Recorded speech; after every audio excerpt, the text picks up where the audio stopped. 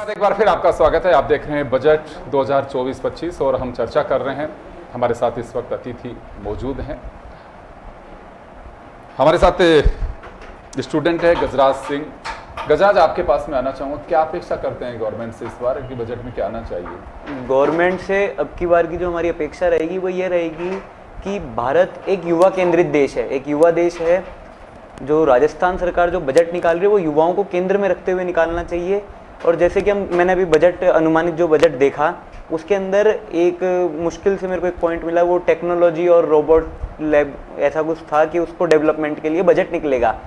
मैं ये कहना चाहूँगा कि जो बेरोजगारी बढ़ती जा रही है जिसके ऊपर कोई लगाम नहीं लग रही, तो मेरा ऐसा मानना है कि एक ऐसा मंच, एक ऐसा जाजम तैयार किया जाए जिस माध्यम से जो बेरोजगार युवा हैं या ऐसा कह सकते हैं जिनको रोजगार की कोई अपॉर्चुनिटी नहीं मिल रही, उनको सही मार्गदर्शन मिले और एंटरप्रेन्योरशिप के माध्यम से या कोई बड़े व्यापारियों के मार्गदर्शन से उनका भविष्य सुनहरा किया जाए, सुनिश्चित किया जाए। साथ ही साथ जो राजस्थान के अंदर बेरोजगारी बढ़ रही है उसके ऊपर एक लगाम कसी जाए। जी बिल्कुल, सबकी चिंता भी यही है। कुछ एग्जामिनेशन को लेकर के कुछ चाहेंगे आप, जो प्रतियोगी परीक्षाएं होती है उसको लेकर के? बिल्कुल, सबसे पहले तो जो लोग प्रतियोगी परीक्षाओं के अंदर भाग लेते हैं, जो हमारे साथी विद्यार्थीगण के जो भाई हैं बहनें हैं, उनको मैं निराश नहीं करना चाहता। बस एक चीज़ कहना चाहता हूँ कि ये वैसी सी चीज़ है कि भाई एक टॉफ़ी है और खाने वाले 1000 जन हैं। अपन एक चीज़ के पीछे इतना पागल नहीं हो जाएं कि हमारा समय निकल जाए, क्योंकि मैं कई लोगों को देखता हूँ कि उम्र दिन प्रतिदिन बढ़ती जाती है और वो उस चीज़ को नहीं छोड़ते। मेरा ये नहीं कहना कि आप मत करो, मैं सिर्फ ये कहना चाह रहा हूँ कि समय रहते एक बैकअप, एक प्लान बी बनाकर रखो, ताकि एक बेरोजगारी का कारण ये भी है। अगर आप आज के युवा से सवाल करते हो कि आप क्या कर रहे हो, तो उनका जवाब ये रहता है कि मैं कंपटीशन की तैयारी कर रहा हूँ।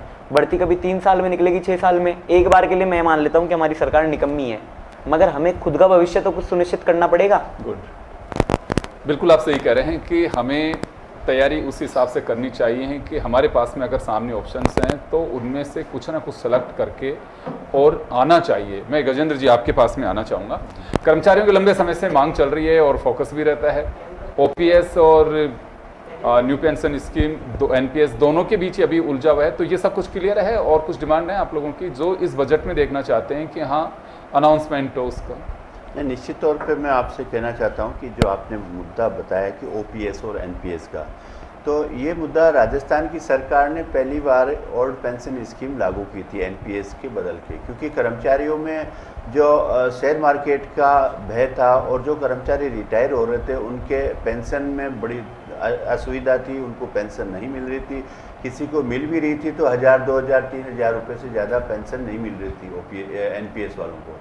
तो माननीय गहलोत साहब ने जो ओपीएस का सिस्टम किया था और उसका हिंदुस्तान में बहुत बड़ा असर पड़ा था। और अब राजस्थान के कर्मचारी, चूँकि पिछली बार वित्त मंत्री माननीय सीतारमण जी राजस्थान में आए थे और उन्होंने ओपीएस के ऊपर कुछ जवाब दिया था, तो इससे कर्मचारियों में बहुत बड़ा जो भय का माहौल बना हुआ है।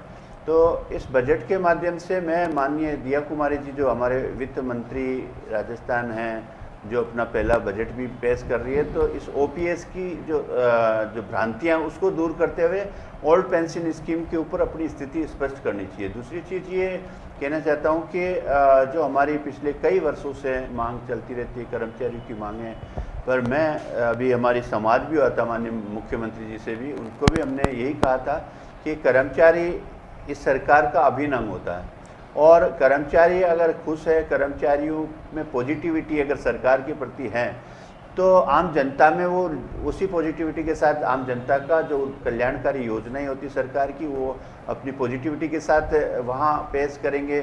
अगर कर्मचारियों में भय का माहौल रहेगा तो उस स्थिति में कर्मचारी बस अनमने काम करेगा। तो मैं समझता हूँ कि कर्मचारियों के ऊपर, कर्मचारी और सरकार की जो संवाद स्थापित है, ये बहुत अच्छी पहल है। और मैं चाहता हूं कि इस बजट में जो हमारी पिछली वसुंधरा जी थी, जब हमारी एक मांग थी और उस पर हमारी सहमति भी हुई थी, मांग पत्र तो कई थे, पर उस मांग पे ये हुआ था कि जो भैरव सिंह जी शेखावत ने 9/18/27 का जो पे स्केल दिया था कर्मचारियों को, और उस पर वसुंधरा जी ने बड़ी सहमति देते हुए उसको 8, 16, 24, 32 में, क्योंकि कर्मचारियों की पदोन्नतियाँ नहीं होती बहुत से ऐसे कर्मचारी जो हमारे पुलिस विभाग में भी, हमारे ड्राइवर भी, हमारे अन्य कई विभाग के कर्मचारी हैं जिन लोगों की पदोन्नतियां नहीं होती है समय पे, उनको चौथी स्केल देखे और कर्मचारियों को बहुत बड़ा जो है समझौता हमारा हुआ था उसको लागू करेंगे, ये बड़ी आशा है राजस्थान के कर्मचारियों को। गजेंद्र जी, एक बड़ी मांग उठ रही है लोगों की और मैं कई जगह देख भी रहा हूँ, कई लोग तो इसे इम्प्लीमेंट भी कर रहे हैं कि 5 डे वीक को वापस 6 डे वीक किया जाए। इसमें क्या लगता है आपको कि वास्तव में कर्मचारी और अधिकारियों को खुद को आगे आना चाहिए, क्योंकि एक डिमांड यहाँ की नहीं है, बहुत सारी जगह है और कई जगह पे ये वापस से चालू भी हो रहा है और 6 डे वीक भी किया हुआ है। हो क्या रहा है कि 5 डे के चक्कर में ये कहा जाता है कि टाइम तो वही है, आप सचिवालय में जाकर के देख लीजिए क्या पोजीशन रहती है, दूसरे दफ्तरों में देख लीजिए, एक दिन का अवकाश तो और एडिशनल दे दिया, लेकिन जो 9:30 से 6:30 का कॉन्सेप्ट रखा था कोई नहीं पहुँचता उसमें। तो यहाँ कुछ लगता है आपको कि इस पर भी कुछ गौर करना चाहिए ताकि वर्किंग आवर्स हैं वो बढ़ सके, 6 दिन काम पूरी तरह से सुचारू रूप से चल सके। अभी हो क्या रहा है कि पूरे साल भर में छुट्टियों का अंदाजा लगाइए करीब 150 के आसपास छुट्टियाँ बनती हैं। निश्चित तौर पे जो 5 डे वीक किया था राजस्थान सरकार ने, ये बड़ी सोच समझ के किया था और 5 डे वीक से कई चीज़ें सरकार के लिए भी फ़ायदा है, क्योंकि एक तो बिजली की बचत है, कर्मचारियों को 2 दिन का रिलैक्सेशन मिलता है और तीसरा जो अभी आपने देखा होगा सचिवालय के तो कर्मचारी ये चाहते हैं कि 4 डे वीक हो, कई ने 4 डे वीक किया वर्क फ्रॉम होम तो नहीं चाहते, वर्क फ्रॉम होम भी हो जाए तो कोई बुराई नहीं है। और हम तो ये कहते हैं कि हम तो सारा, आप कई विभाग ऐसे हैं जहाँ पे आप बिना छुट्टी के दिन भी कार्य कर रहे हैं, जब आवश्यकता पड़ती है तो कर्मचारी वहाँ आवश्यकता अनुसार उपलब्ध रहता है। तो कई स्टेट नहीं, भारत सरकार में भी है, अलग कंट्रियों में भी है, 5 डे वीक हर जगह है और इसी को देखते हुए यहाँ राजस्थान में 5 डे वीक किया था। पर कई विभाग है। मैं वापस लौटूंगा आपके पास में, अपराजी हमारे साथ में बैठी हुई हैं और महिलाओं के लिए काफ़ी काम करती हैं। अपराजी, मैं आपके पास में आना चाहूँगा। देखिए, रोजगार हम ये देखते हैं कि युवा और उन्हीं के लिए, लेकिन मैं बहुत सारे लोगों से मिलता हूँ, खासकर उन महिलाओं से, एकल नारी हैं या फिर एक एज ऐसी हो जाती है कि उसके बाद में बड़ा भार आ जाता है। उन महिलाओं के लिए आपको लगता है कि गवर्नमेंट को कुछ विचार करना चाहिए, चाहे अर्बन हो या रूरल बेल्ट हो, ताकि वो एक स्वावलंबी हो सकें, अपना काम कर सके। 500 रुपये पेंशन से या उससे मुझे नहीं लगता है कि आप किसी का बहुत ज़्यादा बड़ा कल्याण कर पा रहे हैं। और मैं जो समझ पा रहा हूँ, आज भी 99% पीपल हमारे ऐसे होंगे कि जिनको चाहता है कि मैं स्वाभिमानी तरीके से जीवन जीऊँ, मैं अपने हाथ पैरों से खुद काम कर सकूँ। तो उसके लिए कुछ सरकार को विचार करना चाहिए कि ये 1500 रुपये, 1000, 500, उसकी जगह कुछ ऐसी स्कीम लाई जानी चाहिए ताकि खुद काम कर सके। जी बिल्कुल ठीक कहा आपने, और ऐसी स्कीम ज़रूर आनी चाहिए जहां पर महिलाओं को ये लगे कि उनको एक सपोर्ट मिलता है, एक सपोर्ट सिस्टम के तहत, चाहे वो आपने जैसे बोला कि मिडिल एज जो विमेन होती हैं या जो थोड़ा सीनियर हो जाती हैं और जो अकेली रहती हैं, वो बहुत ज़्यादा दिक्कतों का उनको सामना करना पड़ता है। साथ ही साथ ऐसे ओल्ड एज होम्स भी यहाँ पर है ही नहीं। जयपुर की अगर बात करें, राजस्थान में भी बहुत कम है उनका नंबर, जहाँ पर वो लोग एक डिग्निफाइड वे से एक रह सके।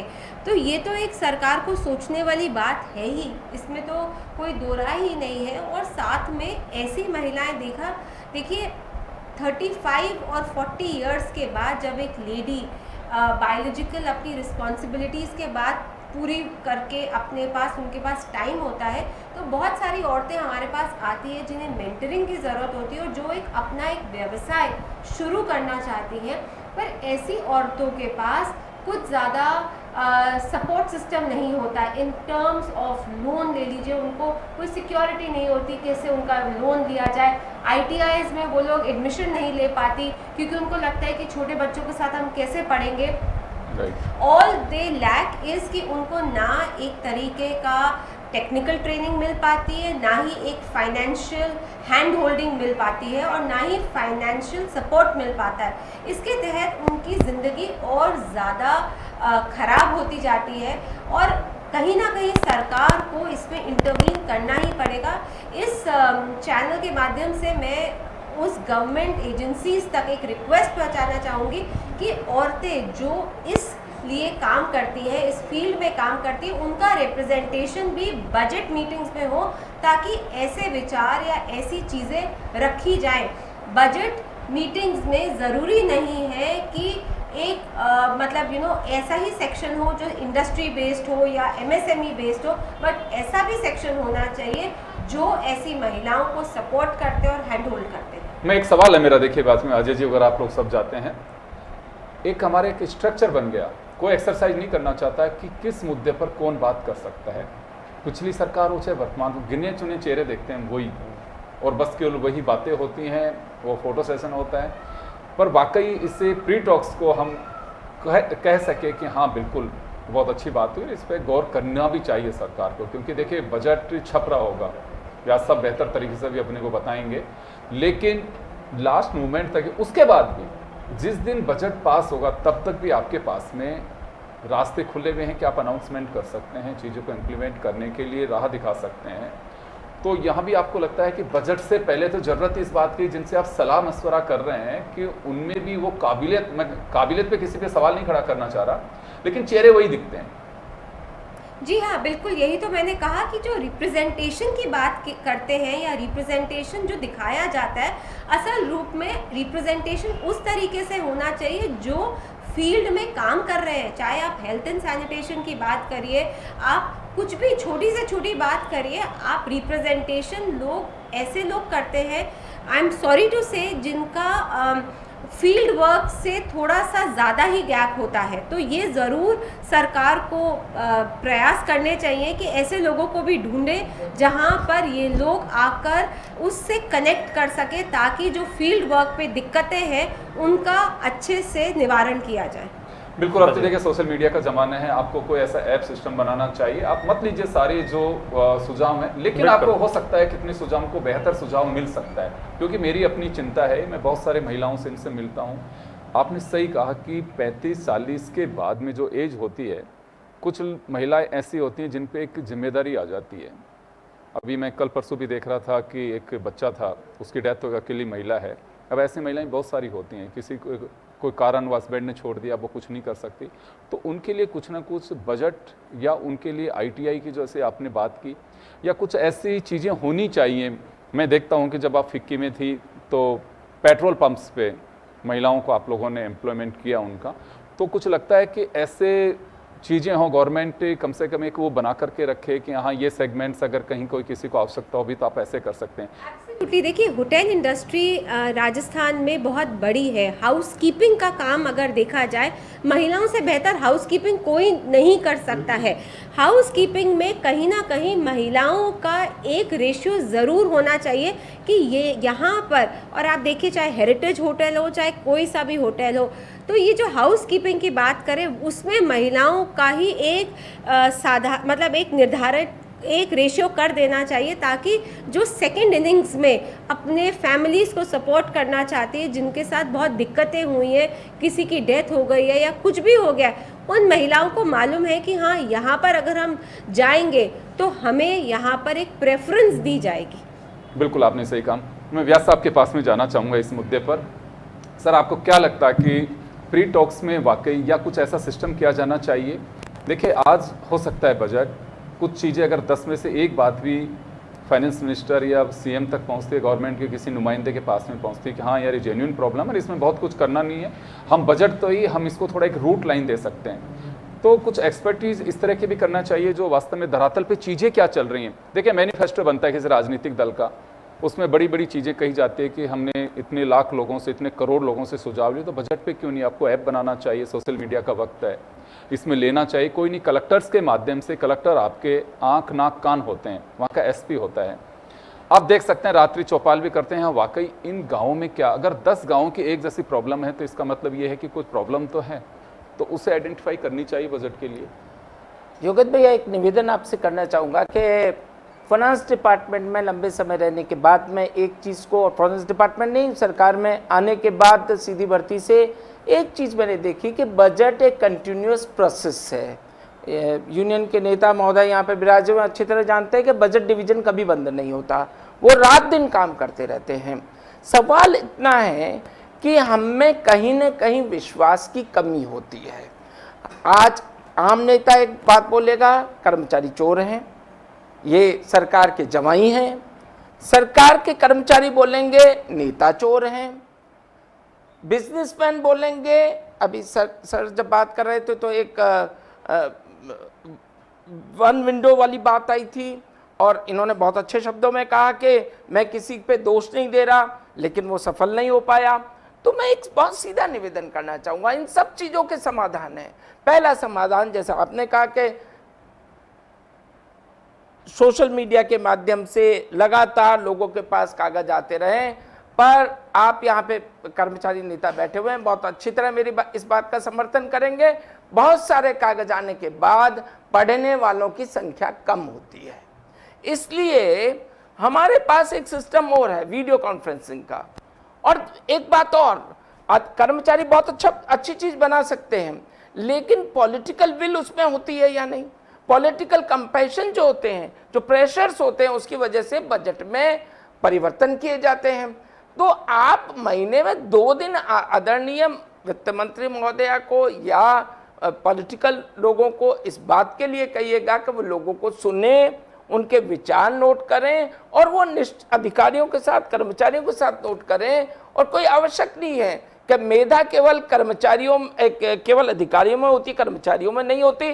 90% फाइलें इनकी लिखी हुई को हम एस प्रपोज करते हैं। इनको साथ बैठाइएगा, इन लोगों की बातों को सुनिएगा, उनको डालिएगा। सेकंड बात, मैं योगेंद्र जी, मैं जानता हूं समय बहुत कम है, पेंशन की एक बात उठाई थी आपने, मैं एक निवेदन करना चाहता हूं। मेरा एक छोटा सा सवाल है इसी के बीच में। देखिए, हाँ, अक्सर ये बात तो सही है कि वेलफेयर स्कीम्स के लिए आपको कर्ज तो लेना ही पड़ेगा। कॉन्सेप्ट ही अभी ये होगा, यहाँ का नहीं, दुनिया में यही कॉन्सेप्ट है। मैं बहुत सारे बजट्स पढ़ रहा था, यूएस का भी मैंने बजट पढ़ा, वहाँ पे भी यही है कि कर्ज उधार लेकर के ही चलाते हैं काम।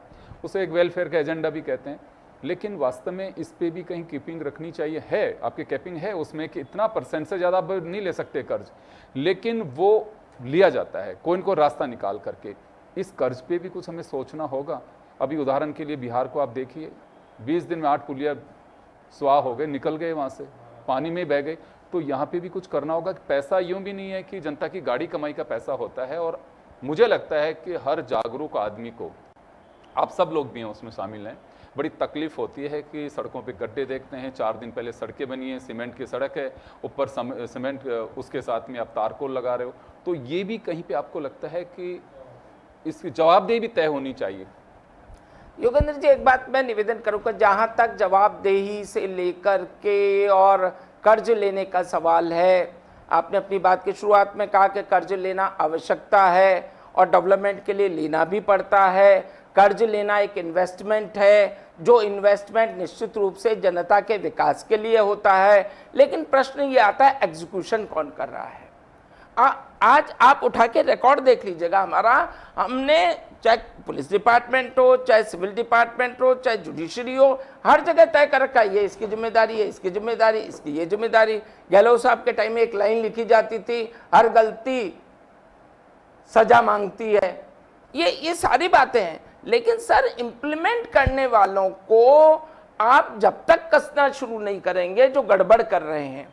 सर, कर्ज की वजह से बिहार में नुकसान नहीं हो रहा है। जिन लोगों ने, जिन ठेकेदारों ने, जिन अधिकारियों, पैसा खर्च करिए, पुलिया बनाई, जरूरत है उसकी, लेकिन पुलिया ऐसा बना दिया कि एक बरसात के अंदर उसका अता पता ही नहीं कहाँ पे है। तो मैं वहीं की नहीं कह रहा, मैं यही निवेदन कर रहा हूँ सर आपसे, मैं यही निवेदन कर रहा हूँ कि हमारी सरकार को, हमारे लोगों को, ये जो बुद्धिजीवी बैठे हुए हैं, साहब ने एक बात उठाई थी कि कौन सुनता है, और आपने भी कहा था कि बिजली काटी जाती है सबसे ज्यादा उद्योगों की, जिनको हम माई बाप मान रहे हैं। अभी इतनी देर के डिस्कशन में हुआ कि उद्योग जगत वाले रोजगार पैदा कर सकते हैं, लेकिन बिजली उनकी काटते क्योंकि वो संभ्रांत लोग हैं।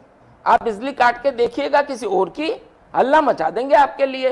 तो कहीं ना कहीं सरकार को संभ्रांतों का सम्मान, बदमाशों को दंड, जो पुलिस की व्यवस्था होती है, ये करनी पड़ेगी, जिम्मेदारियां तय करनी पड़ेगी। और लास्ट में सर, मैं अपनी बात को समाप्त एक लाइन से करना चाहूंगा, आप पेंशन कर्मचारियों की मत सोचिएगा। 1500 रुपए महिलाओं को आप देते हैं इस बात के लिए कि वो अपना जीवन यापन कर सके, विधवाओं को देते हैं, बुजुर्गों को देते हैं। मैं निवेदन करूंगा, ये इन्वेस्टमेंट पहले दिन से क्यों नहीं हो? हमें पेंशन इसलिए मिलती है सर, रिटायरमेंट के बाद में हमने कंट्रीब्यूशन किया, भूल जाइएगा, सरकार ने भी कंट्रीब्यूशन किया, वो जो टोटल फंड बना उससे बहुत अच्छा फंड मिल गया जो हमारी जिंदगी में लगातार पेंशन के रूप में आता है।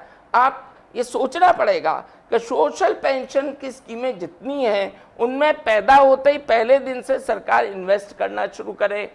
आप सब्सिडी तो खत्म करते जा रहे हैं, वो जो खत्म कर रहे हैं उसको आप इन्वेस्ट कीजिएगा, एक हैंडसम अमाउंट तैयार हो जाएगा महिलाओं के लिए, वो महिलाओं के काम आएगा पेंशन के रूप में। कॉर्पोरेट सेक्टर वाले 25-25 लाख के पैकेज के बाद जिस दिन रिटायर्ड होते हैं 25 रुपए उनको कोई नहीं देता। क्या सोच रहे हैं हम उन लोगों के लिए?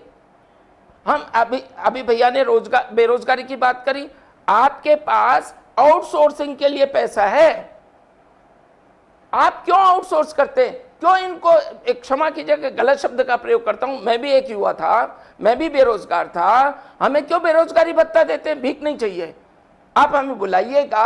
आउटसोर्स के लिए लोगों को बुला रहे हैं आप काम करने के लिए, टाइपिस्टों को आउटसोर्स कर रहे हैं मैन विथ मशीन के साथ, बुलाइएगा बेरोजगारों को, पैसा दीजिएगा, और जब सरकार में वो काम करेंगे तो कंपटीशन के लिए वो तैयारी करेंगे कि मुझे यहाँ रहना है, इसके लिए मैं रात दिन एक करूं। सर बिल्कुल आप सही कह रहे हैं, क्योंकि देखिए ज़रूरत है, उसकी ज़रूरत पूरी हो। आदमी को आप आलसी मत बनाइए, उसकी ज़रूरत, बहुत सारे लोगों को ज़रूरत है, 500 रुपये 1000 रुपये मिलते हैं बुजुर्ग महिलाओं को, वाकई उनके लिए तो बहुत ज़रूरत है। लेकिन आप युवाओं को ये पैसे दे करके उनके सपने ध्वस्त मत करिए, आप उनको योग्य बनाइए। आप सही कह रहे हैं कि पैसे देने के बजाय आप उनको काम पे लीजिए, टेम्परेरी बेस पे ही। आज बहुत सारे बच्चे आते हैं गांव से निकल करके, वो ये देखते हैं कि मेरा खर्चा निकल जाए। अजय जी बैठे हैं, अपराध जी बैठी हुई हैं, सोनी साहब बैठे हैं, कई लोग अप्रोच भी कराते हैं कि साहब मेरा खर्चा 5-10 हज़ार रुपये भी मिले, मैं 2-4 घंटे के लिए कहीं काम कर लूँ और मैं पढ़ भी लूँगा। वो बच्चे सफल भी होते हैं। 12वीं फेल का आप देखिए, वो हमारे लिए एक प्रेरणा भी है। उन अधिकारी महोदय से मुझे भी मिलने का अवसर मिला। तो ये कुछ ऐसी चीज़ें हैं जो वास्तव में धरातल पे उतारनी चाहिए। बजट में अनाउंसमेंट की ज़रूरत नहीं है, लेकिन आपको एक सिस्टम डेवलप करने की आवश्यकता है। बहुत सारे ऑर्गेनाइजेशन चलते हैं, उनके माध्यम से ऐसे, लेकिन गवर्नमेंट सपोर्ट तो करे। अगर आज अपरा कुच्छल जी, इनके फिक्की फ्लो या जो ऑर्गेनाइजेशन चलते हैं, इनके माध्यम से किसी को चलवाते हैं कि पहले इन लोगों ने कहा कि चलिए किन्नर हैं, उनको हम गार्ड के रूप में काम ले सकते हैं, खासकर फीमेल्स के लिए जहाँ पर महिलाएं रहती हैं। अब उसमें मेरे को जो पता लगा कि उसमें इंक्वायरी जितनी बैठा दी कि अच्छा ऐसा होगा, तो क्या तो देखता है कि भैया रहने दीजिए, हम तो आपकी हेल्प कर रहे हैं, अगर आप नहीं कर पा रहे तो उस काम को कर रहे हैं। लेकिन 10 जब चीज़ें आती हैं सामने, फाइलें चलती हैं, उन फाइलों का डिस्पोजल कैसे होता है आप सब लोग जानते हो। मैं गजराज आपके पास में आना चाहूँगा, समय थोड़ा कम है। क्या अपेक्षाएं करते हैं, खासकर जैसे व्यास साहब ने कहा कि हाँ वास्तव में बाहर से कोई बच्चा आते, देखिए जयपुर में आज भी जितने स्टूडेंट्स हैं किसी का घर नहीं है। बहुत सारे लोग हैं कि जो बाहर से आके रहने को पीजी में रह रहा है, कोई ये देख के रहता है कि किसी दोस्त के पास में कि कल मुझे शायद को नौकरी मिलेगी तो मेरा इंडिविजुअली मैं अपना कोई आशीना देख लूँगा। उन लोगों के लिए कुछ लगता है आपको कि बजट में कुछ अनाउंसमेंट होने चाहिए? बजट के अंदर मैं तो सिर्फ इतनी सी चीज़ मानता हूँ, देखो रहने करने की, जो एक बच्चा बाहर से आता है, रिश्तेदारों के यहाँ पे, दोस्तों के यहाँ पे, हॉस्टल पीजी अरेंजमेंट को आते ही कुछ ऐसा रोजगार मिले कि आपकी, हाँ उसी पर आ रहा हूँ कि भाई वो एक सेकेंडरी चीज हो जाती है। सबसे बड़ी चीज होती है कि अगर मैं मेरा घर छोड़कर कहीं दूसरी जगह जा रहा हूँ तो मैं वहां जाकर करूंगा क्या।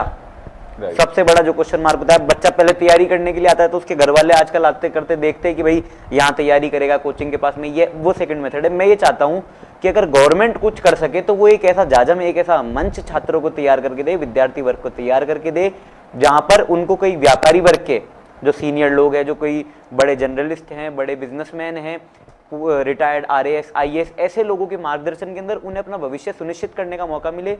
साथ ही साथ जो ये सरकार हमारा बजट बना रही है, इसका कुछ एक अमाउंट इस जाजम के, इस मंच के माध्यम से उन छात्रों को दिया जाए, उन छात्रों की राय ली जाए कि भाई आप कैसे क्या कर सकते हो, उसमें से कुछ एक छात्रों को मार्गदर्शन के साथ में आर्थिक सहयोग भी दिया जाए। मेरे ख्याल में कोचिंग व्यवस्था है गवर्नमेंट की इस तरह की कि जिसके माध्यम से कुछ किया जा सकता है, लेकिन बात सही है कि उसको आगे बढ़ाया जा सकता है। मैं आपकी बात से सहमत हूं। मैं गजेंद्र जी आपके पास में आना चाहूँगा। मैं 30 सेकंड में आपसे चाहूँगा कि एक ऐसी प्रायोरिटी आप बताइए कि जो बजट में देखना चाहते हैं। और निश्चित तौर पर आम बजट आ रहा है और आम बजट में आम जनता के लिए बजट हो, कर्मचारियों के लिए बजट हो, युवाओं के, महिलाओं का, सभी की बड़ी आशाएं होती हैं। पर कई बार क्या आकांक्षाएं कुछ ज़्यादा हो जाती है बजट से, इसलिए लोग उस पर फिर बाद में नेगेटिव चलते हैं। तो कर्मचारी जगत है, मैं तो कर्मचारी जगत की बात करता हूँ कि हमें ये लगता है, कर्मचारी चाहे कोई से भी, उन्हें लगता है कि आज बजट आने वाला है, इसमें कर्मचारियों को मेरे को फ़ोन आते हैं, क्या हमारी वेतन विसंगति दूर होगी, क्या सामंत कमेटी, खेमराज कमेटी जो गठित थी वसुंधरा जी के टाइम में, सामंत कमेटी थी, फिर उसने रिपोर्ट दी, फिर खेमराज कमेटी की रिपोर्ट आ गई, परंतु वो कुछ नहीं, वो तो बंद लिफाफे में पड़ी है।